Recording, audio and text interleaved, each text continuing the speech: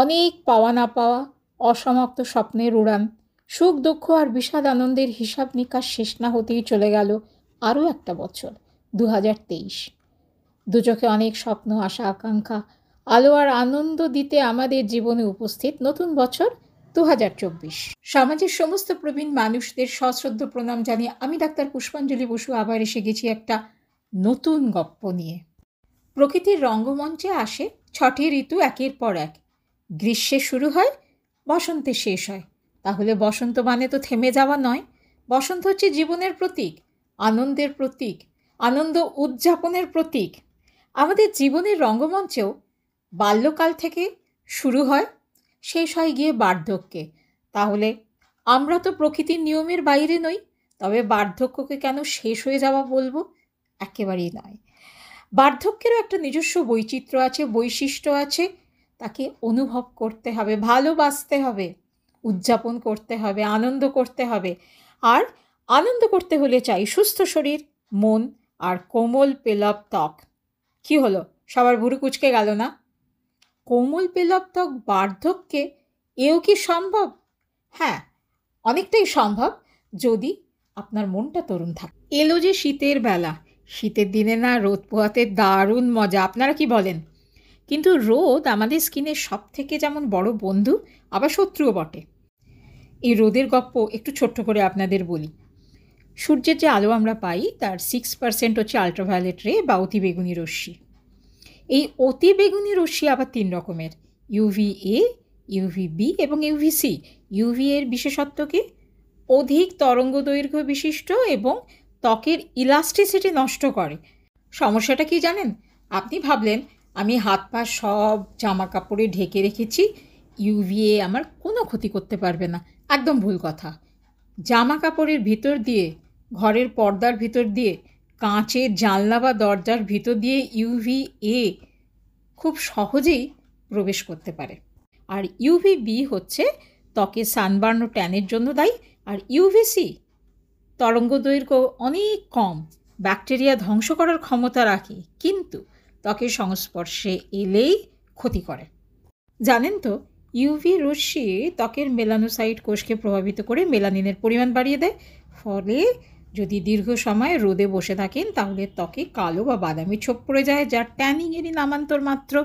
আর এজন্য শীতের দিনে সকালে 10টা থেকে বিকেল 3টে পর্যন্ত চড়া রোদে বেশিক্ষণ না থাকাই ভালো। আরাম হয় ঠিকই, কিন্তু কালো হয়ে যায় ত্বক। এছাড়া এই সময় আরও একটা অনিচ্ছাকৃত ভুল আমরা করে ফেলি। শীতে বিশেষত সর্ষের তেল মাখার অভ্যেস অনেকের আছে। কোনো ডিওডোরেন্ট আছে, পারফিউম আছে।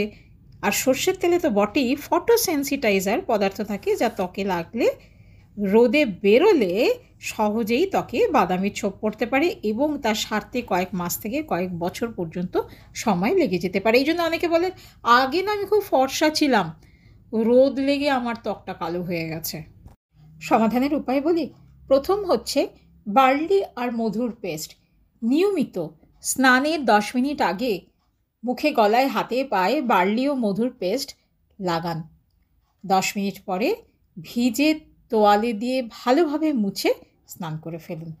ঘৃতকুমারী বা অ্যালো পাতার শাঁসে যদি আপনার অ্যালার্জি না থাকে তাহলে মধু ও অ্যালোভেরার শাঁস ভালোভাবে মিশিয়ে নিয়মিত স্নানের আগে লাগিয়ে 5 মিনিটের মধ্যে ধুয়ে ফেলুন। ব্যবহার করতে পারেন গাজরের রস ও মধুর মিশ্রণ, কমলালেবুর খোসা বাটা ও ঘরে পাতা দইয়ের মিশ্রণ ভালোভাবে স্নানের 10 মিনিট আগে ম্যাসাজ করুন। তারপর ভিজে তোয়ালে দিয়ে তুলে ফেলুন। 50-60 তো দূরের কথা, 30-40 পেরোতে না পেরোতেই শীতের শুরুতে এবং হাড় কাঁপানো শীতে স্কিন কোমল মসৃণ রাখতে তেলের প্রয়োজন হয়। কিন্তু তেল লাগানোর সময় কোথায়? একটা কমলালেবুর রসে 1 চা চামচ অলিভ অয়েল ভালোভাবে মিশিয়ে সপ্তাহে অন্তত 3 দিন স্নানের আগে ম্যাসাজ করা যেতে পারে। আচ্ছা, গ্লিসারিন দিয়ে রূপচর্চার গপ্পটা এই কয়েকদিন আগেই তো আপনাদের সঙ্গে শেয়ার করলাম, দেখেছেন তো? গ্লিসারিন আর গোলাপ জলের মিশ্রণ 1:2 রেশিওতে স্নানের পরে ভিজে অবস্থাতেই যদি গায়ে, হাতে, পায়ে লাগিয়ে হালকা হাতে মুছে নেন তাহলে সমাধান হয়ে যায়। ত্বকের পরিচর্যা বা পরিমার্জনা করার জন্য অনেক দামি দামি প্রসাধনীর কোনো প্রয়োজন নেই। আমাদের রান্নাঘরে, পুজোর ঘরে দৈনন্দিন জীবনে প্রকৃতির অসামান্য ভাণ্ডার আছে, তার থেকেই একটিকে পছন্দ করে নিয়ে সঠিকভাবে ব্যবহার করতে পারলে সোনায় সোহাগা। শীতের দিনে অনেকেই ক্রিম, তৈলাক্ত প্রসাধনী ব্যবহার করেন, ফলে ধুলো বালি সহজেই ত্বকের উপরে একটা লেয়ার বা আস্তর তৈরি করে, ফলে রোমকূপের মুখ বন্ধ করে দেয় আর নানান ধরনের সমস্যা দেখা দিতে পারে। সুতরাং স্নানের সময় বা বাইরে ঘুরে বাড়িতে ফিরে বা রাত্রিতে শুতে যাওয়ার আগে অবশ্যই ত্বক পরিষ্কার করতে হবে। উপায় তো অনেক আছে।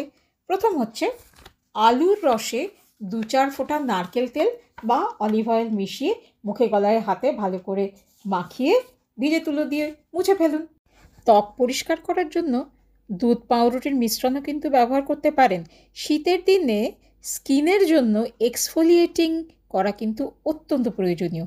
সপ্তাহে অন্তত 2 থেকে 3 দিন স্ক্রাব ব্যবহার করতেই হবে। স্ক্রাবের মধ্যে কয়েকটা ঘরোয়া উপায় বলি। ঘরে পাতা টক দই আর মসুর ডালের গুঁড়ো ভালোভাবে মিশিয়ে স্ক্রাব হিসাবে ব্যবহার করতে পারেন। তাতে দুটি কাজ হবে। এক হচ্ছে ত্বক উজ্জ্বল হবে, পরিষ্কার হবে আর তৈলাক্ত ভাবও বজায় থাকবে। ত্বকের স্বাস্থ্য ও সৌন্দর্য রক্ষায় ভেপার বা স্টিম নেওয়া কিন্তু বিশেষ জরুরি। বেলপাতা, তুলসী পাতা, 8-10টি লবঙ্গ 1 লিটার জলে ঢাকা দিয়ে অন্তত 5 মিনিট ফোটান। তারপরে সেই জলে ভেপার নিন। দেখুন তো, ত্বকের রোমকূপ খুলে যাবে, রক্ত সঞ্চালন উন্নত হবে। তাই নয়, ঋতু পরিবর্তনের ফলে যে মাথা ভার, নাকবন্ধ ইত্যাদি হয়, তাতেও ভীষণ আরাম হবে।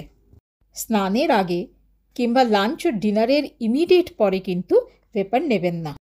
আমাদের শরীর নামের যে দুর্গ, সেই দুর্গের প্রাচীর হলো আমাদের স্কিন, আর সেই প্রাচীরের সুরক্ষার জন্য সপ্তাহে অন্তত 1 দিন মাস্ক লাগাতেই হবে। ত্বক তৈলাক্ত, শুকনো, মিশ্র বা স্বাভাবিক হতে পারে, অত চিন্তাভাবনার দরকার নেই। বাড়িতে সব রকম ত্বকের জন্য উপযুক্ত মাস্ক তৈরি করা যেতে পারে।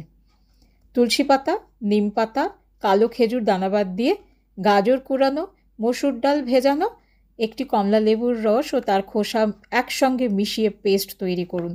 স্নানের 15 থেকে 20 মিনিট আগে ত্বক পরিষ্কার করে মুখে গলায় হাতে পায়ে পুরু করে লাগিয়ে টান ধরলেই গরম জলে তোয়ালে ভিজিয়ে তুলে ফেলতে হবে। এবারে স্নানের পর্ব।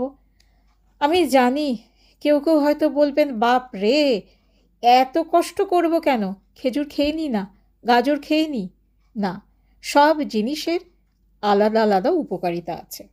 শীত যত বাড়বে, ঠান্ডা লাগার ভয়ে কিংবা আলস্যতে অনেকেই স্নান করতে চান না। সেই সঙ্গে অতিরিক্ত গরম জামাকাপড় পরেন, ত্বকের সংক্রমণের সম্ভাবনা থাকে। অতিরিক্ত ক্রিম বা তেল মাখার জন্য ত্বকের উপরে ধুলো এবং ক্রিমের একটি লেয়ার বা আস্তর পড়তে পারে। সেই সঙ্গে যাদের গরম জামা পরার জন্য অল্প বিস্তর ঘাম হয়, তাদের তো অনেক সমস্যা। কি করবেন তাহলে?